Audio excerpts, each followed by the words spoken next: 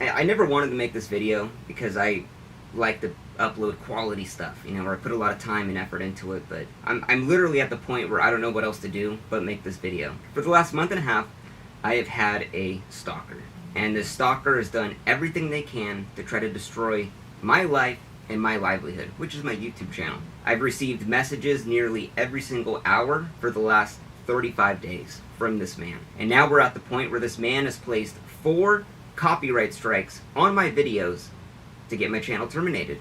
Because YouTube's rules, well, if you get 3 strikes, your channel's donezo. But YouTube has done absolutely nothing to help me out in this situation. Now, this stalker is so vicious that I've had to hire a private investigator, a cyber harassment litigation firm, and a copyright attorney. So who is this stalker and why is he doing this to me, trying to ruin my YouTube channel? Now, I mentioned this stalker in one of my most recent videos about the Xbox Underground hackers. And one of the hackers that was arrested for hacking into the US military and all of that, his name is Sinet. And Sinet has been the absolute scum of the earth for the last fucking month and a half. I genuinely fear for my life at this point. I've had to move out of where I live. I've had to change fucking all of my shit because this guy is just seeping into every personal aspect of my life to try to fuck it up. So just keep this in mind. Sinet is a hacker that pled guilty to hacking into the United States government, and now he is stalking me. So this guy's got the skills to really fuck up my life. So why is Sinet doing this, you might ask? So when I was making this video, I saw that Sinet had done an interview about all of his crimes publicly on the Darknet Diaries podcast. Great podcast, nothing bad to say about it. So because he had done that public interview, I messaged Sinet thinking that he'd be open to do an interview with me. And I sent him a really nice thing stating, hey, I'm just looking to pick your brain about some stuff. But Sinet tells me he doesn't want to do the interview. He wants nothing to do with me, which is fine. I totally get it. He says he's turned down people who have made docuseries on Netflix. Okay, whatever. But then Sinet starts telling me that I should move on from this story, that I probably shouldn't even make this video, because everyone wants to forget about it. So I tell Sinet, hey man, I understand where you're coming from, and that's it at the end of the day. I don't say anything beyond that. So Sinet never responds back to my message, and I get working on the video. The story of the Xbox Underground, his story, has been told thousands of times, so I'm gonna tell it in my own way. So 2 months later, I published my video on July 25th, 2023. And the video's a 1 out of 10. It's doing really well. I'm really proud of it. But then, 2 days later, after not talking to Sinet for maybe about 2 months, I start to receive all of these threats from Sinet on Twitter. And he says, yo, that video got me feeling some way about you right now as a person. You proved all you care about is views. That's why you never got the time of day. So I ignore the message. Whatever, he's upset with it. The story's been told 1,000 times. So on July 28th is when the harassment starts, this sophisticated stalking campaign. He's calling me a piece of scum, telling me I shouldn't be a YouTuber, and he's sending me tweets every single hour, all through the night, telling me, Vince, I believe that was nice when I said I wanted to leave it all behind. To claim to understand that and still make a video is low. All because I told him in that original message I sent him that I understand why he's declining. I never said I understand and I'm not going to do the video, but that's what he thinks. So he continues on about a piece of shit, story chaser, leave me alone, and then he sends me a private message. Now this is interesting. Sinet tells me, the scene is made of where, and I'll be posting my personal email in the video. Now, the scene is the hacking scene. So pretty much it's a soft-handed threat that I should be shooting bricks because they are going to come after me. So mind you, I'm not responding back to any of this. And then he starts posting on my Twitter account, what Vince Vintage is no different than a creeper who fondled the female when she says no. Sinet is not very good at typing. So now he's calling me like a sex pest at this point because I made a video that he didn't want made. Then he tells me to eat shit. And then at 6:20 a.m., Sinet's posting all night long.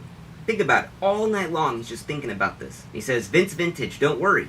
Wait for my YouTube comment. Basically making an underhanded threat that something would happen through YouTube, but I don't know what it is. Now, at 6:32 a.m., he sends me a private message. The whole scene is laughing at you. Basically talking about the hacking scene. Another soft-handed threat that the hacking scene would destroy my life. And all of this, I just ignore. And these are just the real highlights of all of the tweets. So, the next day, July 29th, after I see Sinet tweeted me all fucking morning, I block him.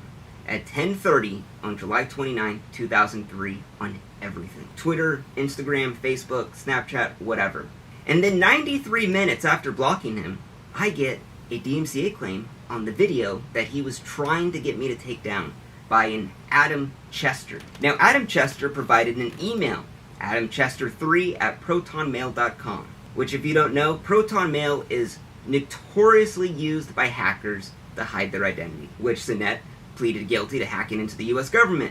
The timing of Adam Chester copyright striking my video was very suspicious after Sinet had harassed me over 13 hours non-stop. So I email YouTube's copyright team, and then I email Adam Chester to find out what these claims were. Because this video that was doing so well is taken down, and I'm extremely upset at this point. So at 4:17 a.m., the same time that Sinet was consistently harassing me, Adam Chester responded to my email asking what these copyright infringements were. And he said, "I'll have to check on that, but I'm traveling."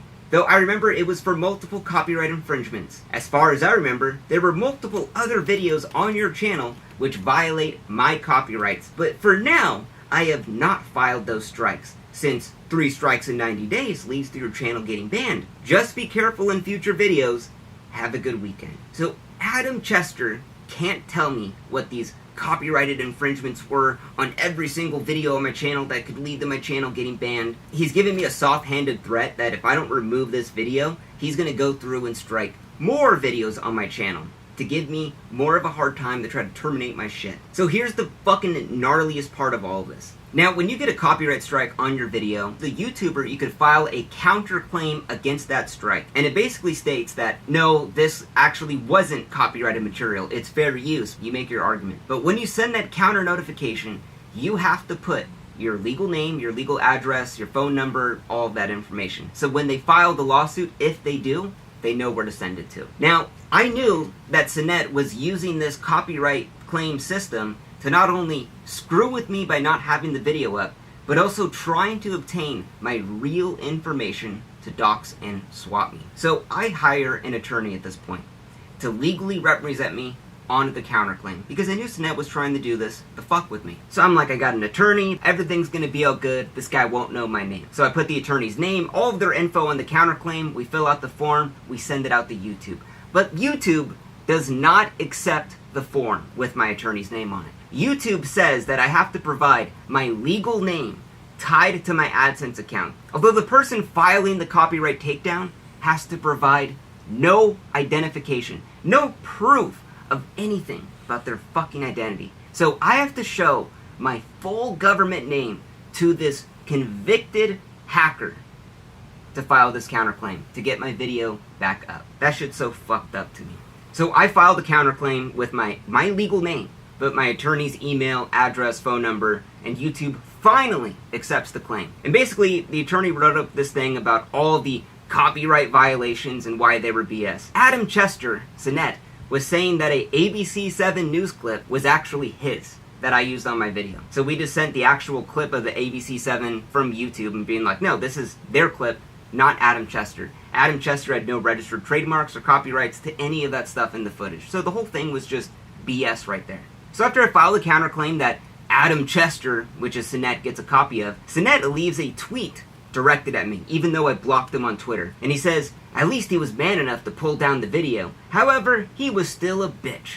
Instead of saying sorry, he pulls the video down and blocks me. How can someone be so asinine is beyond me. So Sinet's playing dumb here. Oh, at least he was man enough to pull down the video, but he's still a bitch. Whatever.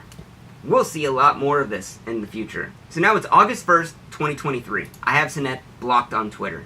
But then he goes around, he starts tweeting publicly that whoever Adam Chester is, I'm gonna find him and strengthen the claim. He stole lines from Jack Resider, the Darknet Diaries podcast, and provides no evidence for what lines I stole. Now, what's super interesting about this is that Sinet knows Adam Chester took down the video. Now, when a video is taken down for a copyright strike, it is delisted from YouTube. It cannot be searched. It isn't even shown in my channel. So how would Sinet possibly know that Adam Chester was the guy that made the claim? Well, I think Adam Chester is Sinet. So at this point, I contact YouTube support and several partner managers, and I lay out all of the harassment. I have all of the tweets, the messages, the BS, the DMCA claims, and YouTube tells me we can't do anything about it. You just have to go through the system. A couple days after sending my counterclaim to YouTube, that begins a 10 business day waiting period for a copyright lawsuit to be filed. In this case, Adam Chester would have 10 days to file a copyright lawsuit. And if he doesn't, well, my video gets to go back up on YouTube. So Adam Chester sends me a lengthy email telling me to take away my counter notification so the video's gone forever, and that he's gonna sue me for harassment and copyright infringement if I leave the video up, if I basically keep the copyright notification there. So we ask Adam Chester for his legal information, and then Adam sends an email back saying, I kindly request that you just withdraw your counter notification. Then he says he can't tell us the details of his legal team. And then he says that all of the claims of all of the copyright infringements is over $1 million USD that I would pay him if I left this video up. And then he continues to say that I keep harassing him. And then he ends the email saying that if I don't want to take down the video, don't even respond back to me because I'm not talking to you anymore. So we just don't respond back to Adam Chester, knowing that I know deep down that this is just Sinette trying to fuck with me. The next day, on August 10th, I don't want to live my life in fear anymore. I'm like, you know what? I'm not going to block this guy like a little bitch. I'm just going to unblock him and just be free. So Sinette sends me private messages 23 minutes after unblocking him. This guy is checking my Twitter non-stop, every day, every minute, to see if I unblocked him. And 23 minutes later, he begins sending me a barrage of messages. He says, I see you unblocked me. Why? Also, FYI, I don't know who Adam Chester is. How would you know? No one can see the video. How would you know who Adam Chester is? Oh, because you are him. Then he says, however, I did have the one on archive removed personally. I don't lie, and I say things for what they are. Now, this didn't make sense for a long time, until yesterday. Now, when the video was taken down from YouTube, one of my amazing subscribers took my video and they re-uploaded it on the archive.org for others to watch because you couldn't watch the original on YouTube. So that video, I checked it recently and it was gone for a DMCA copyright strike claim. And Sinette in this message is telling me that he removed it. So he removed the archive.org one, but he had nothing to do with my YouTube channel one. Fucking sure, bro. And then he continues to say, with all honesty, Adam Chester could be one of Nathan or Anthony's friends. No offense, but that video was a bit hurtful. So I don't respond to Sinette's message. And then at 3:18 a.m., Sinette's normal operating time, he sends me 2 more private messages on Twitter. He says, what's funny is, I even hinted and said this was old news, and I wanted it dead. So you have control over this story being alive or dead? This man just continues to message me and tells me that he wanted it dead, and he wanted it killed. And then Sinette begins to message me a sob story about how hurtful my video was, and how I triggered his PTSD so bad, and that the EMTs had to inject him with Ativan. So, because my video gave you PTSD, you could copyright strike it. So keep in mind, the story that I told about Sinette has been told thousands of times online. So why is my video in particular so hurtful to him to cause his PTSD? And you know what's crazy to think is that all of this stems because I asked him for an interview. If I never asked him for that, this probably would have never happened. So now at this point, with him sending me all these messages and continuing to just harass me, I'm like, I don't know what the fuck this guy's capable of. So I hire a private investigator to do a full, comprehensive background check on Sinette. Because I wanted to find out, could I file a restraining order against them? Could I file a cease and desist? Could I file a fake DMCA lawsuit against them? Does Sinette have any gun permits? Had he committed any violent crimes? And where does he live? Because I don't know what this guy is capable of.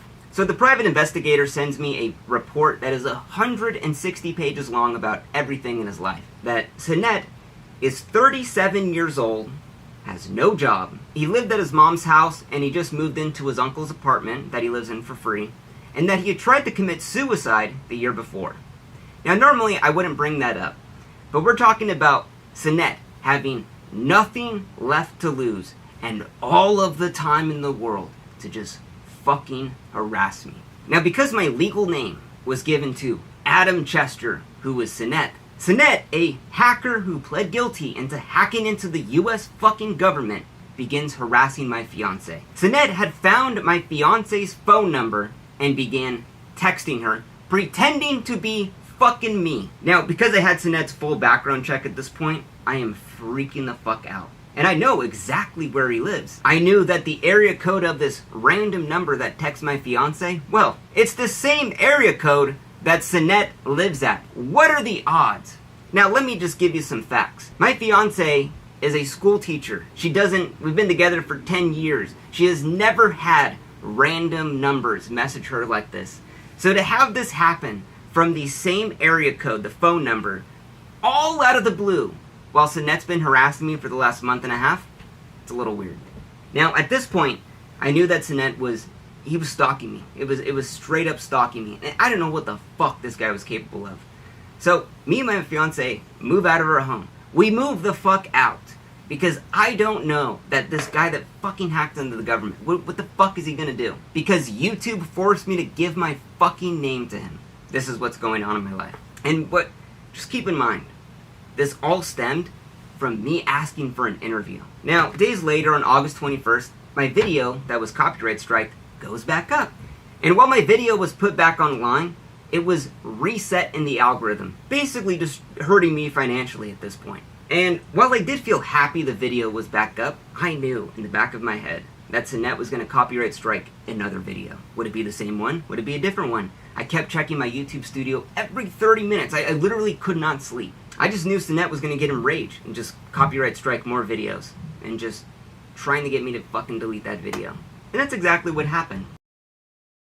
So, just a couple days later, I get another strike on one of my biggest videos of all time. And the copyright holder, the claimant in this one, was Jake Turner. Now, Jake Turner didn't have a Google account either. He had, once again, a Proton Mail account. JakeTurner91 at ProtonMail.com. Now, let me be clear. Proton Mail is super niche. No one uses it. So why would it be two people that both have copyright claims against all of my videos happen to also have the same super niche hacker email service? What are the odds of that? So I'm like, okay, whatever. You know what? He wants to play this game. Let's do it. So now it's not Adam Chester. No, it is Jake Turner now fucking with me. Now, I'm on the phone with the attorney the next day, and I'm about to prepare a cease and desist against Sinette, because I don't know what else to fucking do. I've tried going through YouTube, I've tried doing all this shit, and just nothing's getting done. And then I get another strike on one of my biggest videos of all time. And I'm like devastated at this point. I'm like, I have 2 strikes on 2 videos. If I get one more of these from this fucking piece of shit filth, my channel's done. So I'm like freaking out. I don't know what to do. I called the attorney again. And then I get a 3rd strike on my channel. Everything that I've built over the past 3 years is about to be gone in 90 days now. All because a 37-year-old piece of shit, low-life loser who has nothing better to fucking do just wants it down and doesn't have to prove anything about it. I was so fucking mad when I got that 3rd strike that I fucking threw my phone at the fucking wall. I was so fucking mad. I've been dealing with this for over a month and a half. You know, YouTube's consistently told me just file the counterclaim, wait 10 days. But the problem is when my next video goes up, it's gonna be copyright struck like that, and the video's gone. And then I gotta wait 10 days, and then it restarts in the algorithm, and then now it's fucking with my money. Like, Sinette, if you want to continue doing this, oh boy, you do not fucking know what is coming after you. I've already filed a fucking FBI report against your ass. I've already hired a private investigator to find out where you fucking live. I've already hired a cyber litigation stalking fucking firm to protect myself against your creepy ass. And a copyright attorney, unless you want to pull any shiesty shit like that. Do not fuck with me. I will fuck with you so much harder than you ever could fucking dream. You thought the bar of soap in the prison was bad? Oh, fuck! You don't even know what the fuck's coming for your ass. And I told you to stop multiple times, and you continue to do this. And I tried handling this privately. But just like a big fucking cockroach, sometimes you gotta pull back the curtain and shine the light on it to get it to scatter up with the wall. Now, what's the craziest thing about this is, like, I am so thankful to be in a position where I could afford to get help like this. You know, to pay for a private investigator, pay for the attorneys. I literally couldn't imagine if I wasn't in that situation what to do. You know, the thing I love to do the most is, like, I've had a lot of jobs in my life. I've done a lot of things. And YouTube videos are like, it's like the greatest thing ever. You know? Absolutely love it. I love making the videos. I love putting in all the work, the writing, the animating. I love it. I would never, ever change it. And what's upsetting to me is that this situation has taken away my resources and time from making more YouTube videos that I love. It's the one thing I truly love to do. And I can't do that right now because my entire world is consumed by this. If I was to re-upload another video, Sinet would do this again. And he's probably going to do it on this video. So get this video, download it, and re-upload it when he does it. Re-upload it, because he's going to do this. YouTube, I don't know what to do. You've absolutely done nothing to help me out, and it makes it really hard for me to spend hundreds of hours making a video only to have some loser fuck in his basement with no job, living at his mom's house at 37, just take it down. And it's really demotivating at this point. And I'm at the point where I'm prepared to spend more money to take this guy to court, to get injunctions, to get harassment, you know, restraining orders. I don't care. So, end of the day, I just want to make more videos, and this stalking thing has just absolutely consumed my life. So, as of right now, I'm going to be honest, I'm running out of solutions. So just make sure to download this video and re-upload it, because Sinet's going to probably take it down again.